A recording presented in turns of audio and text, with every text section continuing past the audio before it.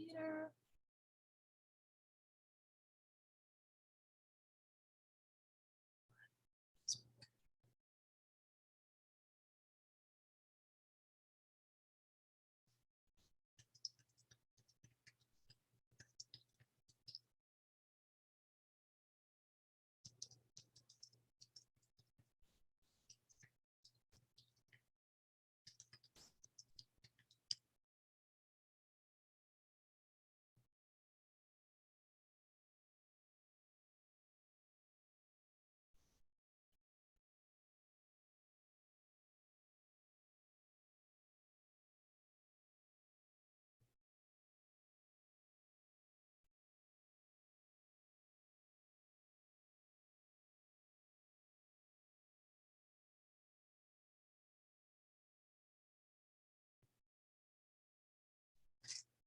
All right, we are Facebook Live, and this is the first time that I'm trying the live closed captioning for our parents. We learned this in our Universal Design for Learning course. It's a very simple add-on. It will not be perfect because my speech is not perfect, so please be flexible.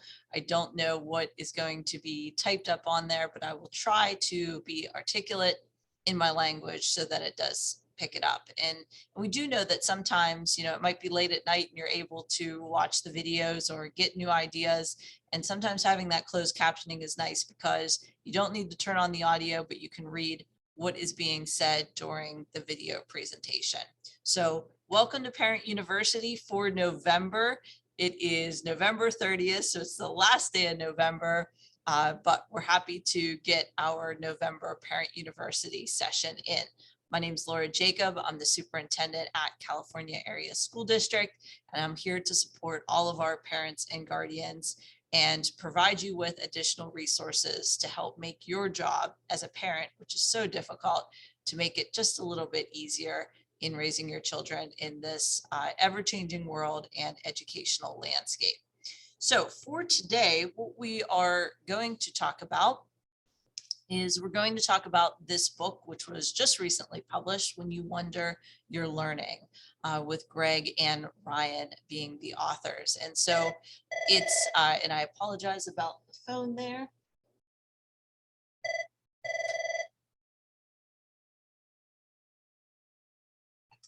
There we go, have that fixed, I apologize. This was a book that I recently read, and we have it here available for any parent or guardian in California Area School District that would like to have a copy. I'm going to highlight a few points made in the book as we go through it.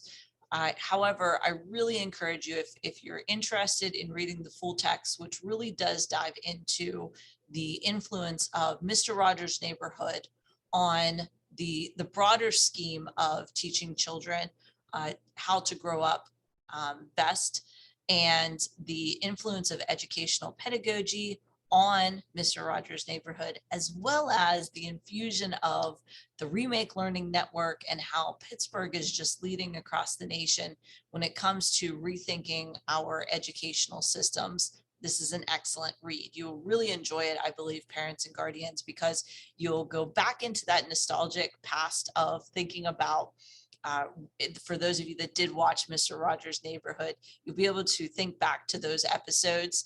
At the same time, learn the educational pedagogy that went into it and the amount of thinking that went into this, the development of the episodes, as well as the development of what Mr. Rogers was trying to teach the broader community, as well as where we're going today, where we're trying to push further today here in the Pittsburgh region, and how we're trying to influence our education and improve education for all of our children. So if you would like a copy of the book, please don't hesitate. Just send me a quick email, jacobl@calsd.org, and I will be happy to get a copy home to you so that you can read it. So let's talk about some of the key points that they make in the book. And I'm going to highlight the specific parent points. So there's much more to each of the chapters, but I just want to highlight a few components from the parent's perspective. So the first one, obviously, we're going to talk about curiosity. And within the book, he talks about the focus of really creating an environment for our children to be curious and to stay curious in their learning. And that's something that we want out of our learners when they are young learners, as well as when we're adult learners. We want our learners to stay curious and wonder about what interests them, as well as wonder what if.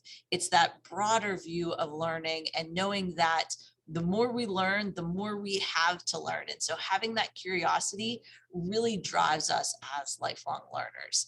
And so some of the three main points that they made in the text as far as strategies that parents can do to improve and increase the curiosity in your children are, first one is really pay attention to what piques your child's interest. When they're interested in something, when they're really engaged and you can see it in their eyes, you could see it in their focus, then they are really primed for learning. So where I interpret that is when you see them being engaged, that's when you just start filling that vessel and working with your child on those interests that they have, because they will just soak it up like a sponge. And so we really want to highlight those opportunities and provide those cross-curricular components for kids. So really look at, and you're going to be able to see it in their eyes. You're going to be able to see it in their interests, those passions that they have, that willingness to wake up early to do something.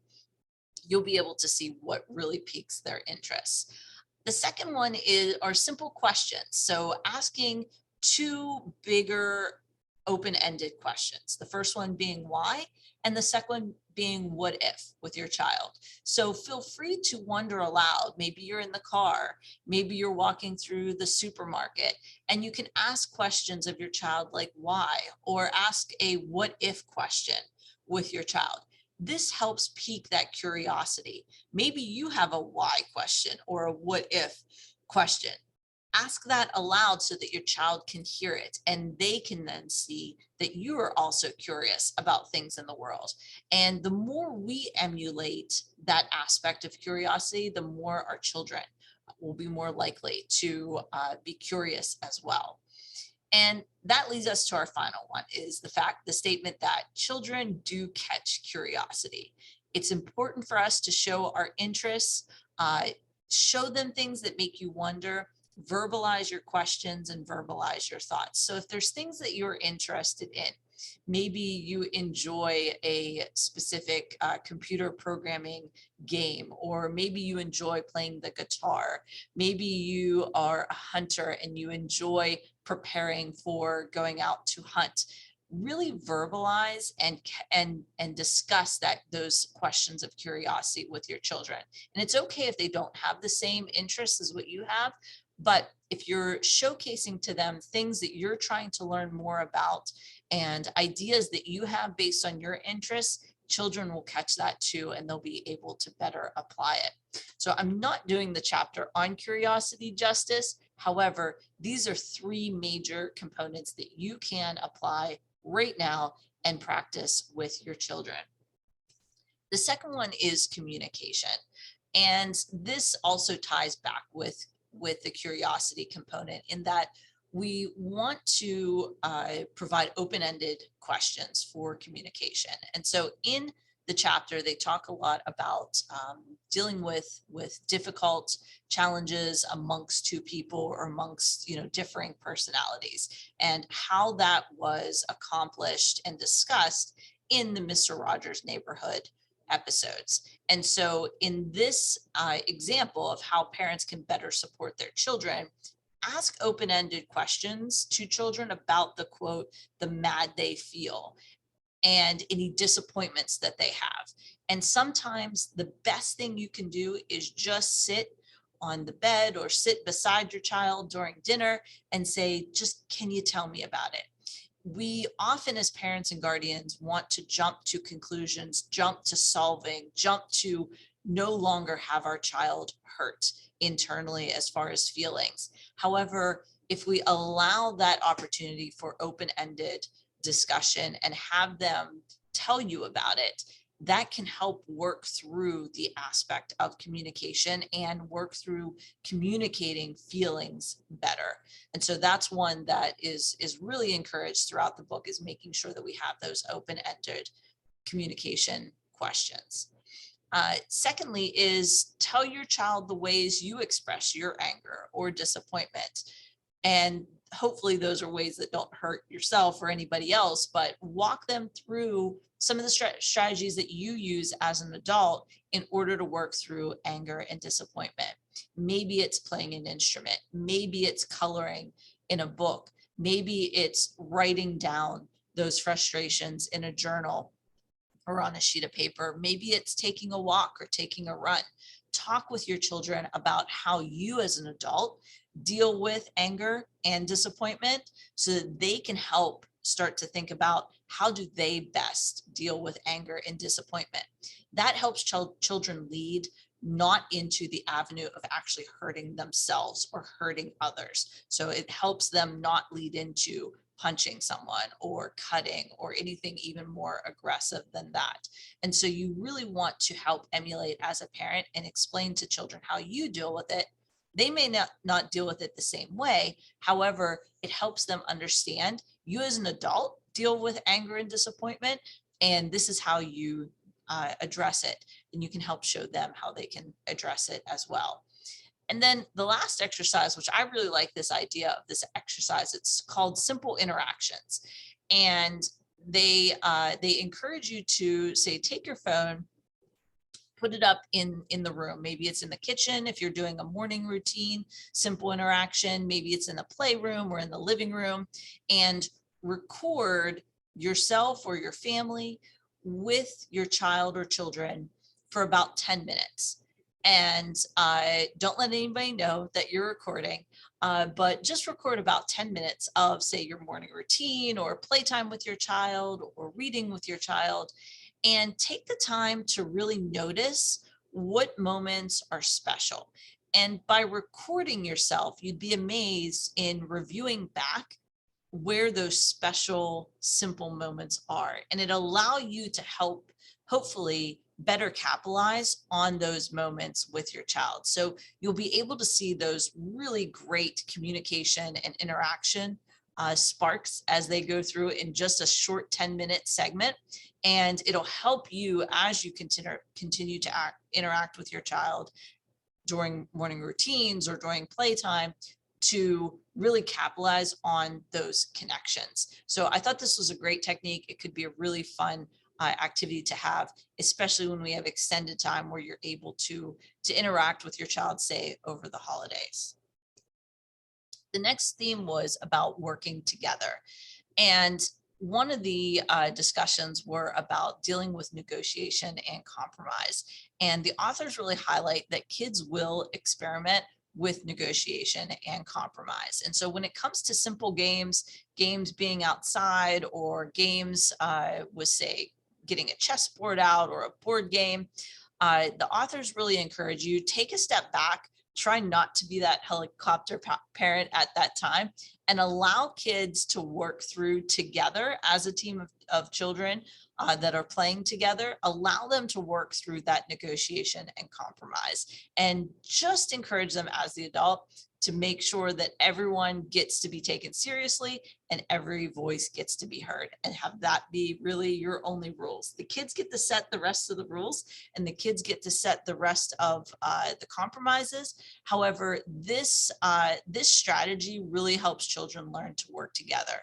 And I'm sure many of you have experienced this in the past with your children. If you played with your children and you get a board game out, or you get coloring paper out and you're ready to color, and the child just comes up with all the rules on their own. They might have nothing to do with the actual board game, but they have their own rules and they abide by them, and they're fine with those rules, whatever they may be. And so we as adults, we're used to reading through the rules and making sure we abide by them. And in this one, it's really about building those strategies and skills to be able to work together and work with other people. And so the authors really highlight, take some time, take a step back, and allow your child to really work with other children in negotiation and compromise on their own.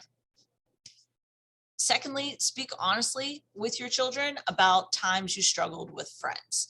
And our children need to understand how we as adults have struggled with friends, and what we did to repair relationships that we had. This really becomes especially critical for our mid-level learners and high school learners, where relationships can really shift quite a bit because of adolescence and growing up, and the significant changes that children are experiencing from middle school all the way through high school. And so taking some time, going back to those open-ended questions with your child, if a child is really struggling with a relationship, taking that time to sit with your child and asking them about it, and then giving them examples that of things that you did to repair relationships in order to work better together. And then finally, uh, this might help you with getting to better know what kind of media your child is taking in. Really talk to your child about the media that they have. What topics are they seeing? What topics or differences are they seeing in the media they're consuming? And you as an adult really want to know what type of media they are consuming, so that they can learn better how to work together with a really diverse population of individuals, both as children as well as whenever they grow up as adults. Next is learning and growing. And I really like this theme in a Saturday experiment day or a Sunday experiment day, and schedule a deliberate day where you have a pressure-free opportunity to try something new. It can be absolutely new to the both of you, but something completely pressure-free where you just try something new. Maybe it's a new musical instrument. Maybe you go to an art class. Maybe you go to a museum and try a new activity. Maybe you go outside and try ice skating. Whatever it might be, have a pressure-free day where you and your child or you and your children are able to go out and have deliberate activities in order to better learn and grow. And as you're hearing these strategies, I'm sure you see this, but over and over, they continue to focus on, the authors continue to focus on, take interest in what interests your child. So really approach it with a genuine enthusiasm. So if your child is into bugs, or maybe your child's into tarantulas, you might not exactly be into tarantulas, but do your absolute very best to ask those open-ended questions and say, hey, what interests you about tarantulas? That just sounds so cool.